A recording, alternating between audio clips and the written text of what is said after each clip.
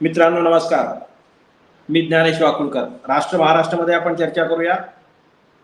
तिसरा टप्पा मतदानाचा उद्या सुरू होतो आहे. जवळपास 92-93 मतदारसंघामध्ये निवडणूक आहे आणि आतापर्यंत 180 मध्ये निवडणूक पार पडलेली आहे, साधारणतः 190 मध्ये.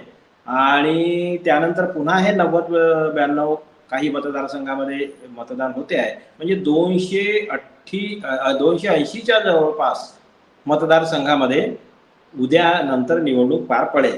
याचाच अर्थ असा की अर्ध्यापेक्षा जास्त मतदारसंघामधली निवडणूक पार पडलेली असेल. महत्वाची गोष्ट अशी आहे यामध्ये की भारतीय जनता पार्टी आणि संघाच्या बद्दल आता एक फार वेगळ्या प्रकारचे विचार, वेगळ्या प्रकारची परिस्थिती देशामध्ये निर्माण झालेली आहे. संघ ही भाजपाची मातृसंस्था. त्यांच्या अनेक शाखा आहेत संघाच्या आणि ते सगळे मुखवटे आहेत. लोकांची दिशाभूल करण्यासाठी, काहीतरी आमिष दाखवून त्यांना आपल्या जाळ्यामध्ये ओढण्यासाठी आणि जाळ्यात सापडलेल्या लोकांना काही काळानंतर अक्षरशः गटकून टाकण्यासाठी, एखाद्या कीटकाला जशी एखादी पाल असते ना, भिंतीवरच्या कीटकाला जशी ती एकदम गिळंकृत करते, तसं करण्यासाठी ह्या वेगवेगळ्या वनवासी कल्याण आश्रम असो किंवा आणखी कोणत्या ज्या काही संस्था आहेत त्या सगळ्या आहेत. आणि हे मी म्हणत नाही, ही त्यांची कार्यपद्धती बंच ऑफ थॉट्स या पुस्तकामध्ये गोळवलकर गुरुजी यांनी स्वतः लिहून ठेवलेली आहे. हे मी म्हणत नाही हा. आणि त्याचप्रमाणे ते चालतात. कारण बघा की भारतीय जनता पार्टी हा तसाच एक मुखवटा आहे. लोकशाहीच्या नावावरती देशद्रोहाचं काम करणारा, बॉम्बस्फोट करणाऱ्या लोकांचं प्रोटेक्शन करणारा, आगी लावणाऱ्या लोकांचं प्रोटेक्शन करणारा, लोकांमध्ये गैरसमज पसरवणारा, द्वेष पसरवणारा, आणि असा तो एक महत्वाचा मुखवटा भारतीय जनता पार्टी आहे. आता याच भारतीय जनता पार्टी मधला महत्वाचा त्यांचा मोहरा जो होता ते नरेंद्र मोदी. 14 पासून म्हणजे 13 पासून आणि 14ला सत्तेत आल्यानंतर नरेंद्र मोदी यांची प्रचंड वाढ झाली आणि त्यांनी द्वेष पसरवण्याचं काम देशामध्ये प्रचंड मोठ्या प्रमाणात केलं. तो इतका बरं, ती त्यांची जशी संघाची ती गरज होती, संघाची ती गरज आहे, संघाची ती विचारधाराच ती आहे. द्वेष पसरवणं ही संघाची विचारधाराच आहे. पण ती जशी त्यांची गरज होती तशी मोदी यांच्यावरती संस्कार असे झाले आणि त्यांची स्वतःची वैयक्तिक काही प्रॉब्लेम असेल त्यांचे, तर त्याप्रमाणे त्यांची मानसिक अवस्थाच अशी बनली की ते सुसंस्कृत म्हणून घेण्याच्या लायकीचे नाहीतच. संस्कृती हा त्यांचा प्रकार, विकृती हाच त्यांचा धर्म. आणि खोटं बोलणं, धादांत खोटं बोलणं, लोकांचा अपमान करणं, टिंगल टवाळी करणं, कुत्सितपणा करणं आणि द्वेष पसरवणं, आगी लावणं, हे फार म्हणजे समाजामध्ये तेढ निर्माण करणं, ह्या संपूर्ण विकृतीनं बरबटलेलं असं एक पूर्ण पॅकेज म्हणजे नरेंद्र मोदी. याबद्दल दुमत नाही, कुणी काही म्हणा. आणि त्याचे परिणाम आपण 10 वर्षामध्ये त्याचा अनुभव आपण देशानं घेतलेला आहे, विदेशानं सुद्धा घेतलेला आहे. विदेशामधल्या लोकांना सुद्धा आता कळायला लागलेलं आहे. पण काय झालं की नरेंद्र मोदी हे विरोधकांच्या विरुद्ध बोलतात. आता खरं म्हणजे नेहरूंच्या नावानं नेहमीच हे खडे फोडत असतात. ते संघही करत, बीजेपी करत असते, संघाचे लोक इनडायरेक्टली बोलतात. पण ते अफवा पसरवणं, सोशल मीडियावरून खोट्या पोस्ट टाकणं, फोटो टाकणं, हे काम संघाचं आहे.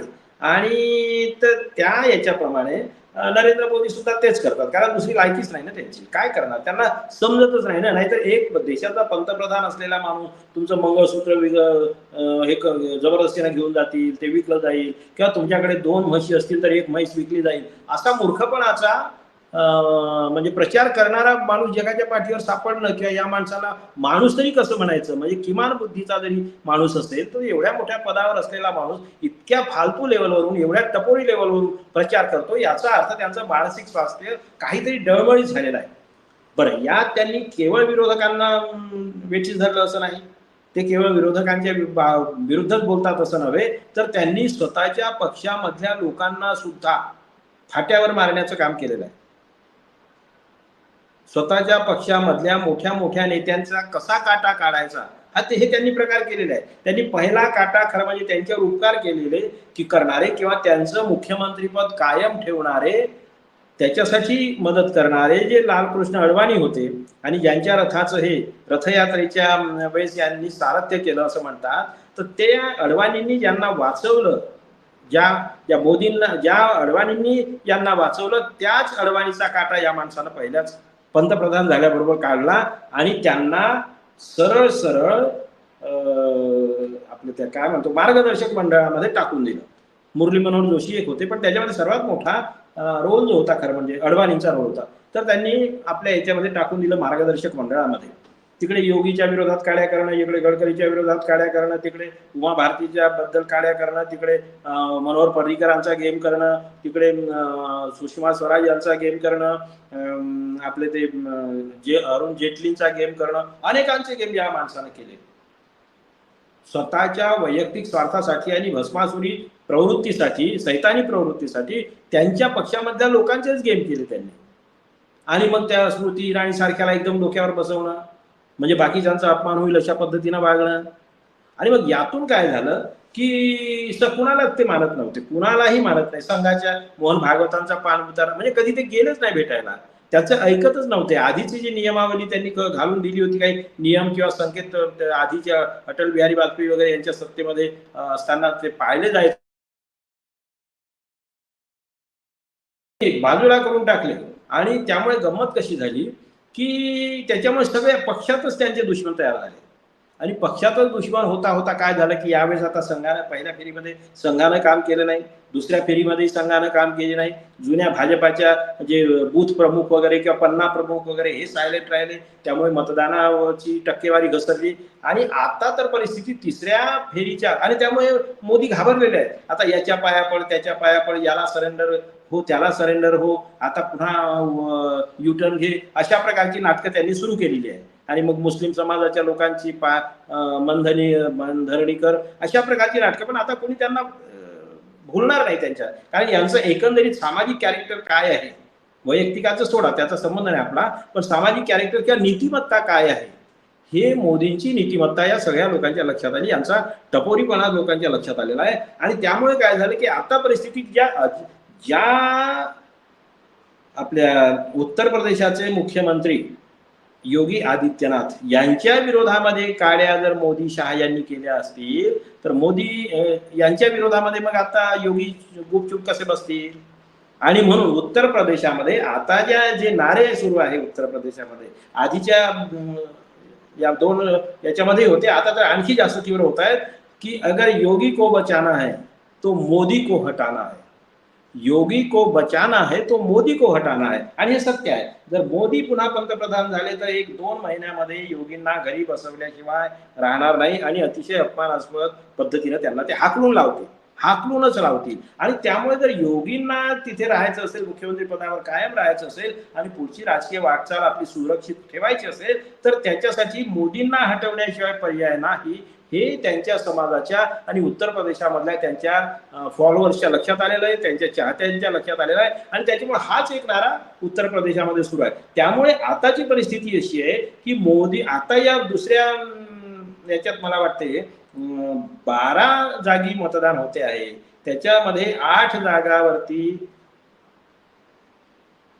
इंडिया आघाडी जिंकण्याची शक्यता आहे.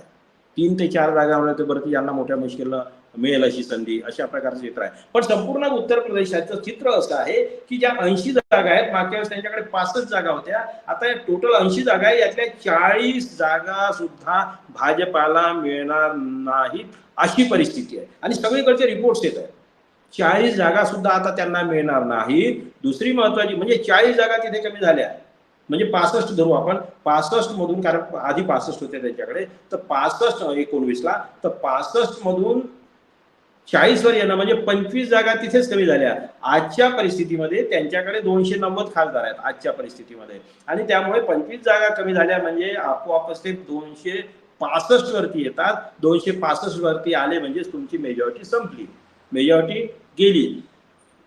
आणि मग महाराष्ट्रामध्ये तर त्यांचा पूर्ण डब्बा गोल आहे. 1 डझन जागा सुद्धा यांच्या इंडिया आघाडी, आपल्या NDA आघाडी म्हणजे भाजपा प्रणित आघाडीला डझनभर जागा सुद्धा मिळणं कठीण आहे.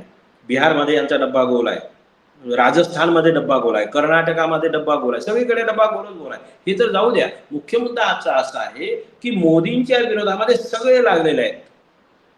आता अमित शहा मोदींना विचारत नाही, बुढ़ा हो गया, उम्र हो गई, उनका कुछ मत पूछो, उनको कुछ ध्यान मत दो, उनके तरफ ध्यान मत दो, अशा प्रकारची हेटाळणीची भाषा खुद्द त्यांच्या वरिष्ठ नेत्यांमध्ये सुरू आहे. शहा सुद्धा तशाच प्रकारे बोलतात, तशाच प्रकारे बोलतात हे आता लोकांना कळलेलं आहे. आणि म्हणून अनेक निर्णय मोदींच्या मनाच्या विरुद्ध होतात. आता शहा हेच निर्णय घेत आहेत आणि नरेंद्र मोदींच्या नावानं नरेंद्र मोदीनं शहा यांना लिहिलेलं पत्र आपल्याला माहीत झालं असेल. ते जास्त व्हायरल झालं नाही मला वाटतं पत्र, पण त्या बाबतीमध्ये शहाचं ची तारीफ करणारं पत्र मोदी यांच्याकडून लिहून घेतलं गेलेलं आहे. याचाच अर्थ असा आहे की शहा यांनी पूर्ण पकड पक्षावरती मिळवलेली आहे. मंत्रिमंडळात कुणाला घ्यायचं, मुख्यमंत्री कुणाला करायचं हे निर्णय सुद्धा शहाच घेतात. पूर्ण कंट्रोल शहाचा पक्षावरती आहे. मोदी हे नॉमिनल झालेले आहेत आता आणि त्यांच्या अनेक फाईल्स अर्थातच सगळी कारस्थानच अमित शहांना माहीत असल्यामुळे, आणि अमित शहा डायरेक्ट ॲक्शनवाले आहे. नरेंद्र मोदी व्हाया म्हणजे सुपारी देऊन गेम करणारे आहेत. राजकीय गेम असो किंवा कोणताही गेम असो, सुपारी देऊन गेम करणारे आहेत नरेंद्र मोदी. पण अमित शहा तर डायरेक्ट गेम करणारे आहेत ना. आणि त्यामुळे अमित शहाची पूर्ण पकड संपूर्ण पक्ष, बरेच मंत्री, खासदार वगैरे, आमदार, हे सगळे, मुख्यमंत्री वगैरे, हे सगळे अमित शहाच्या कब्जामध्ये आहेत. आणि त्यामुळे म्हणूनच मोदीशी जवळ असलेल्या लोकांच्या विरोधामध्ये पोलीस कंप्लेंट वगैरे करण्याचं काम केलं. आणि त्यावेळेस मी बोललोही होतो की बाबा हे कुणाची तरी फूस असल्याशिवाय होऊ शकत नाही. स्मृती इराणीच्या विरोधामध्ये 2 केसेस झाल्या. एक तिच्या मुलीच्या त्या बीफ वगैरे विकणाऱ्या त्या बिअर बारच्या बद्दल झाल्या गोव्यामध्ये, आणि एक 25 लाखाची लाच घेतल्याबद्दल स्मृती इराणीच्या विरोधात पोलीस कंप्लेंट झाली होती. बघा, हे सगळं शहाचं त्याच्या मागे पाठबळ असल्याशिवाय होणार नाही, किंवा आणखी कुणाचं तरी असेल, अशा प्रकारची चर्चा आहे. खरं खोटं माहीत नाही, पण मी सांगतो आताची परिस्थिती अशी आहे की या तिसऱ्या वोटिंगच्या सत्रामध्ये सुद्धा अतिशय वाईट परिस्थिती आहे. त्यांना 50 जागा मिळणं सुद्धा कठीण आहे भाजपाला. आणि त्यामुळे मोदींना अडवाणींच्या बाजूला त्यांची खटिया लावण्याचं षडयंत्र किंवा प्लॅन अमित शहाच्या नेतृत्वामध्ये आणि भारतीय जनता पार्टीच्या सगळ्या दुखावलेल्या नेत्यांच्या सहकार्यानं हा प्लॅन शिजतो आहे. त्याप्रमाणे ही निवडणूक झाल्याबरोबर सत्ता येण्याचा प्रश्नच नाही, भाजपाची सत्ता येण्याचा प्रश्नच नाही. त्यांनी काही नाटकं केली तरी भाजपा सत्तेत येऊ शकत नाही. आणि त्यामुळे, आणि समजा 200 सव्वा 200 जागा येत नाही, 200च्या खालीच राहणार आहे ते, पण काही झालं तरी मोदींना पुन्हा पंतप्रधान होण्याची संधी नाही. अमित शहा ते होऊ देणार नाही. योगी आदित्यनाथ ते होऊ देणार नाही. त्यांचा गेम युपी मध्येच केल्याशिवाय राहणार नाही. आणि म्हणून मग गडकरी असो की आपले राजनाथ सिंग असो की आणखी कोणी असो, मोदींच्या विरोधात सगळे एकत्र आलेले आहेत आतल्या, आणि इंडिया आघाडी तर आहेच. त्यामुळे यांची सत्ता येण्याचा प्रश्नच नाही आहे. पण अडवाणींच्या बाजूला आता नरेंद्र मोदी यांची खटिया लावण्याची पूर्ण तयारी, त्यांचा बिछाना लावण्याची आणि त्यांना कचऱ्याच्या पेटीमध्ये फेकण्याची पूर्ण तयारी भारतीय जनता पार्टीमधून झालेली आहे. संघाचा त्याला पाठिंबा आहे. आणि 4 तारखेच्या नंतर आपल्याला हे सगळ्यांना दिसेलच. तोपर्यंत पाहत राहा राष्ट्र महाराष्ट्र. पुन्हा एकदा आपल्या सर्वांचे आभार मानतो आणि थांबतो. धन्यवाद.